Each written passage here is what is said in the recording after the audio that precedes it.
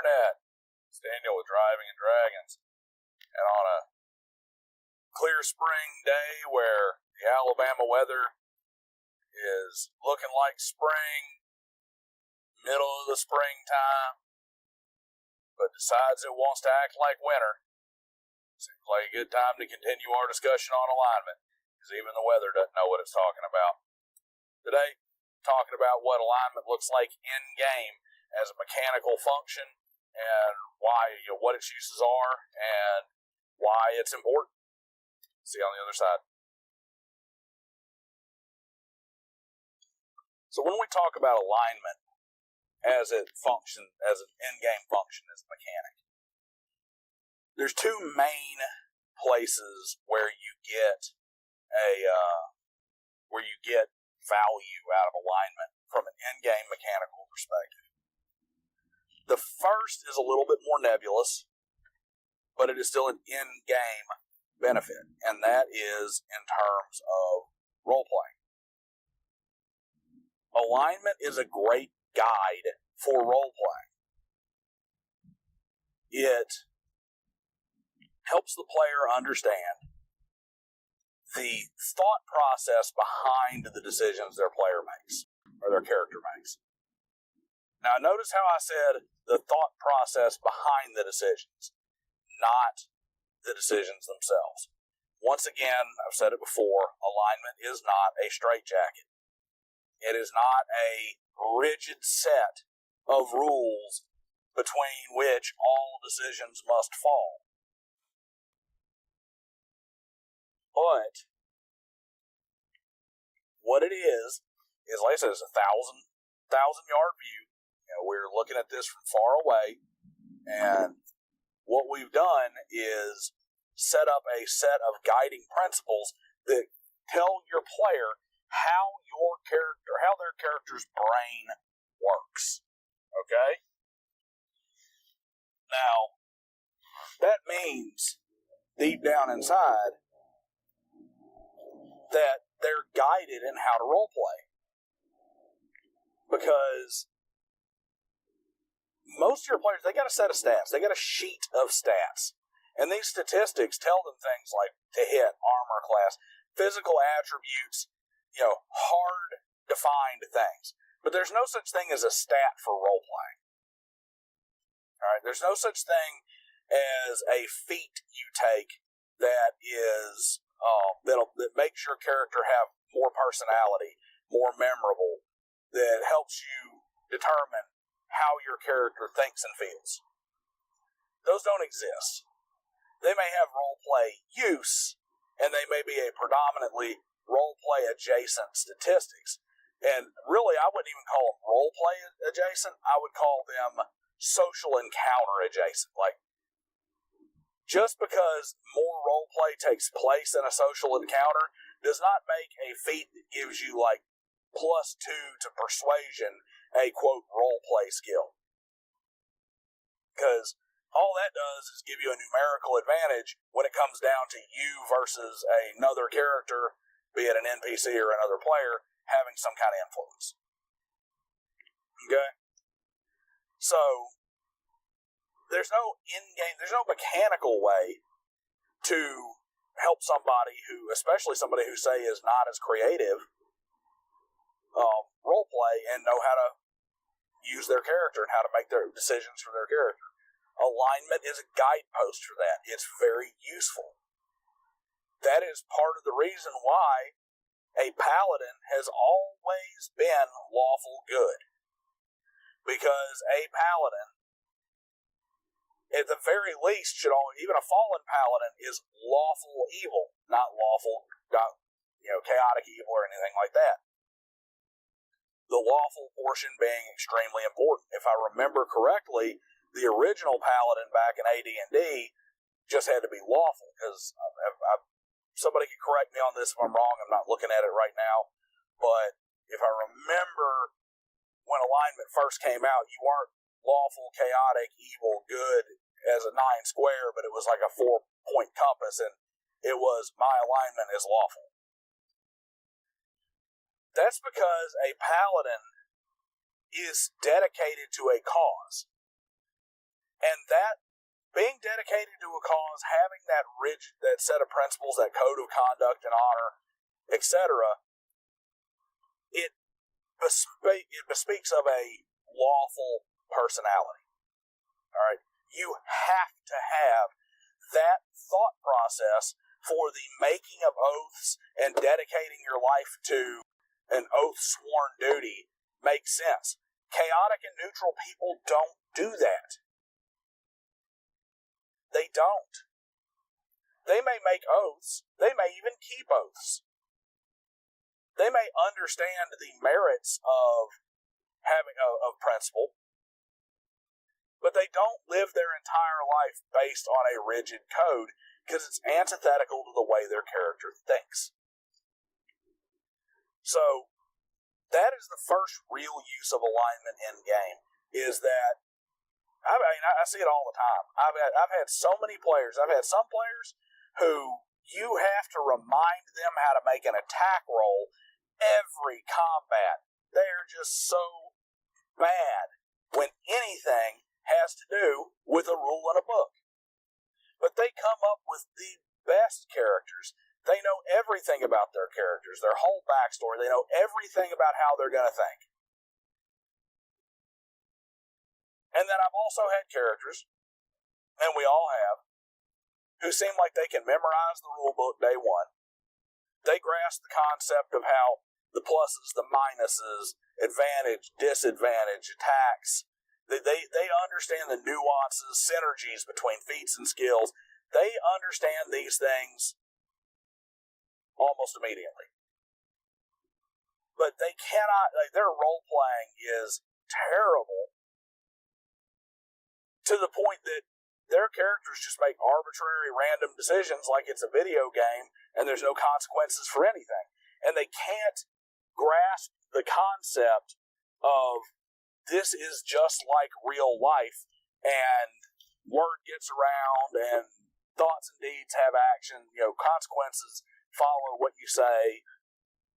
And they just don't have the creativity to create another person in the game, to behave as another individual.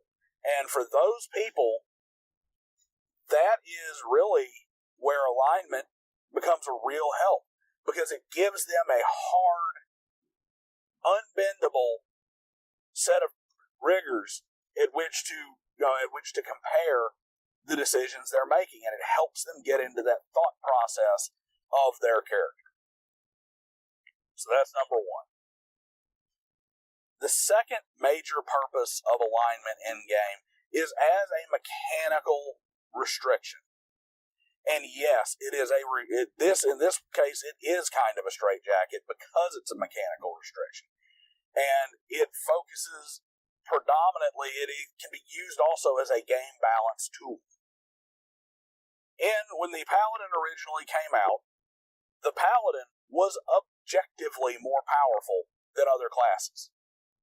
You had to have 18, I believe it was an 18 strength, just to even be considered a Paladin, which means most players would never be able to. It was a luck of the draw that you could even become a Paladin. It was not just pick Paladin at level 1 and now you're a Paladin. That's not how it worked. So,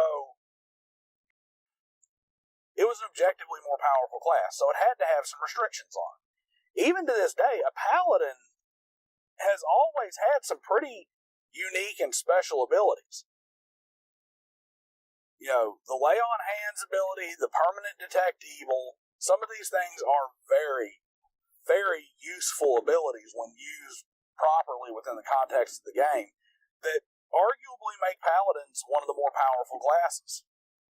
And you see that they carried that over into 5th edition, because you see people playing different kinds of Paladin all over the place.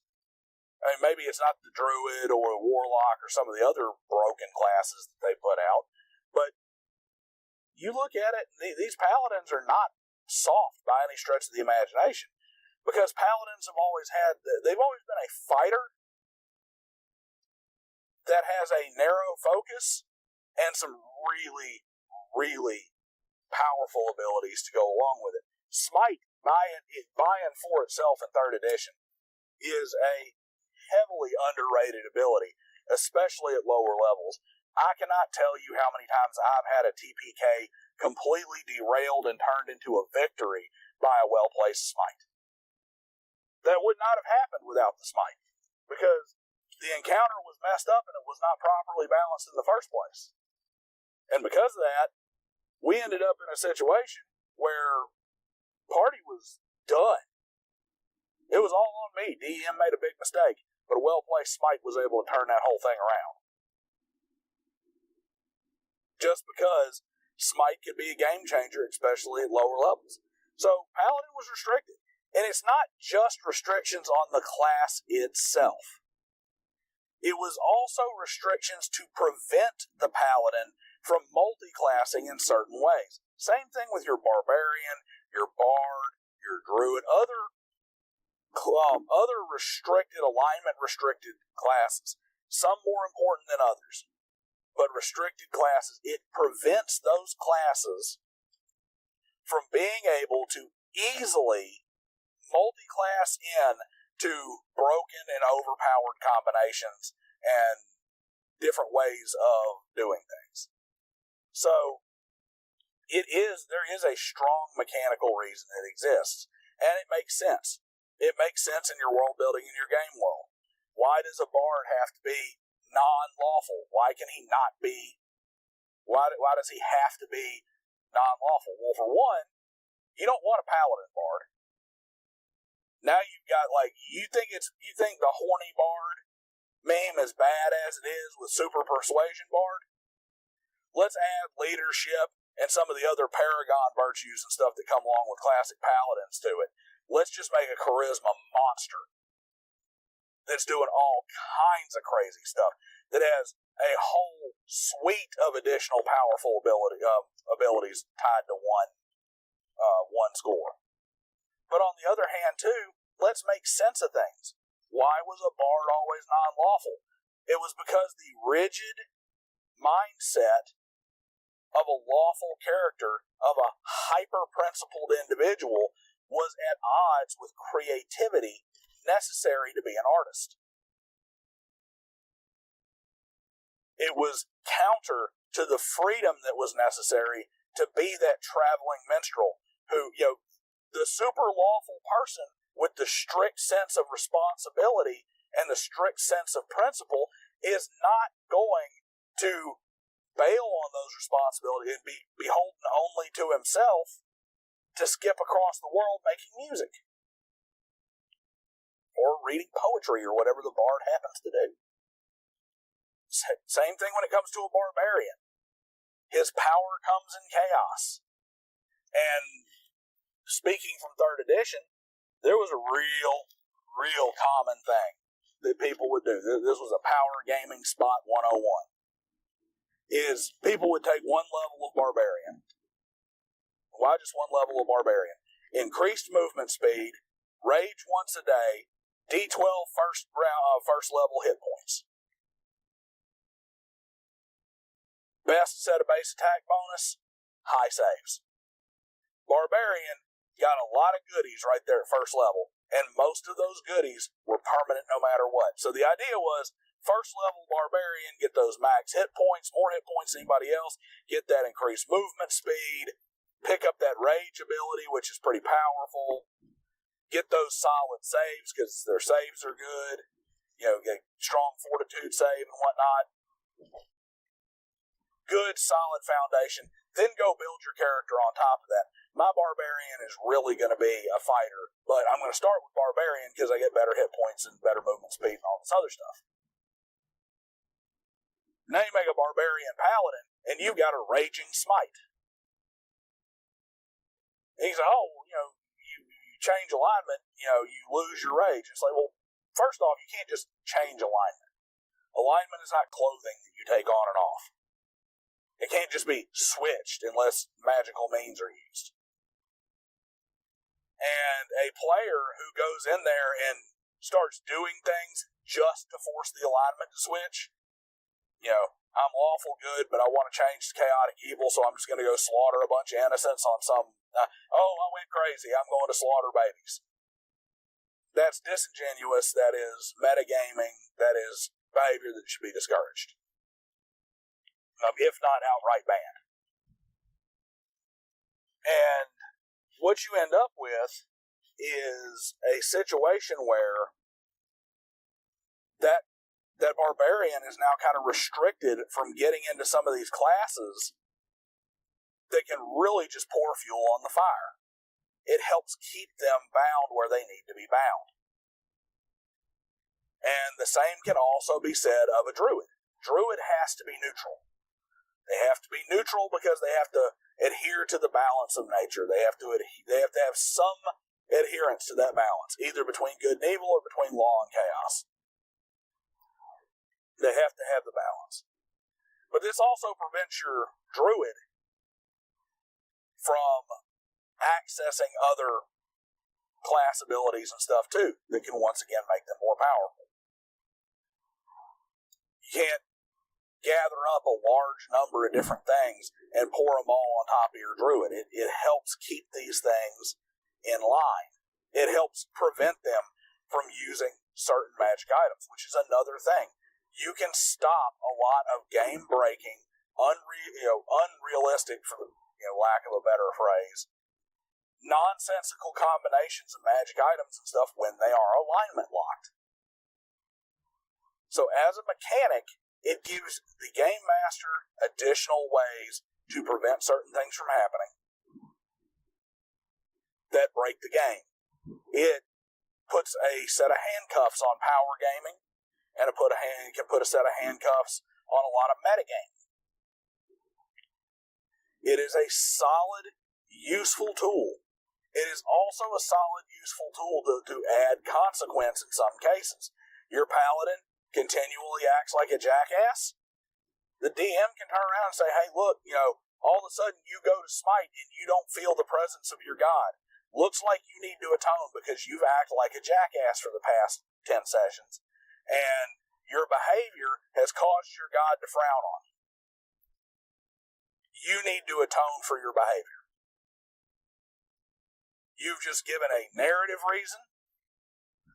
It has come up in a way that is dramatic by he goes to smite and his god is not there to smite. He goes to lay on hands and it's not working.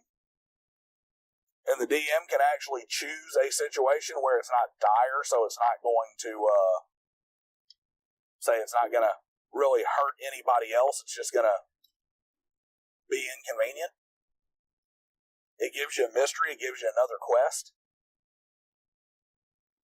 But at the same time, it holds accountable those cowboy players that just kind of go off and do their own thing.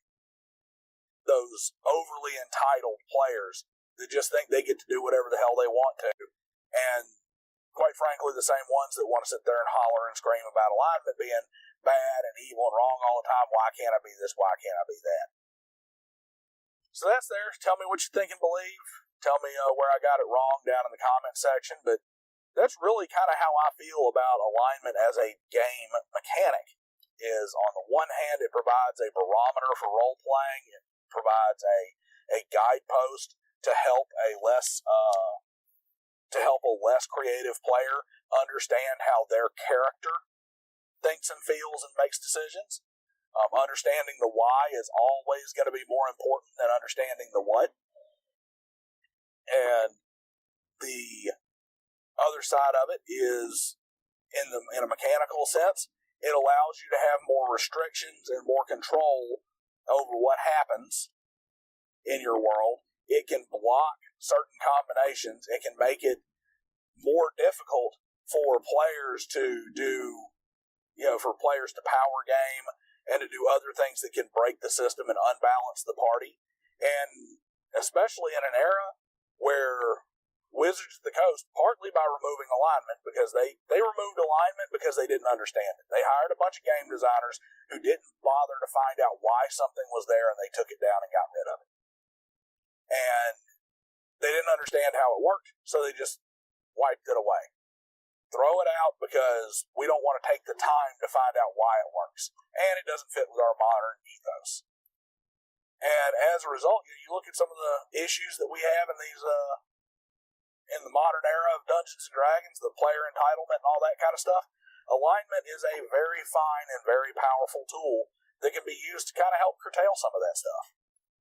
So that's what I think. Let me know what you think down in the comment section, and I'll be back later to talk about more on alignments. Also, we still got the 500 sub contest going on for the Cyberpunk Red Books. Let's just keep pushing it. If I can get to those subs, we're going to give away those 5 Cyberpunk Red Books. See you guys next time.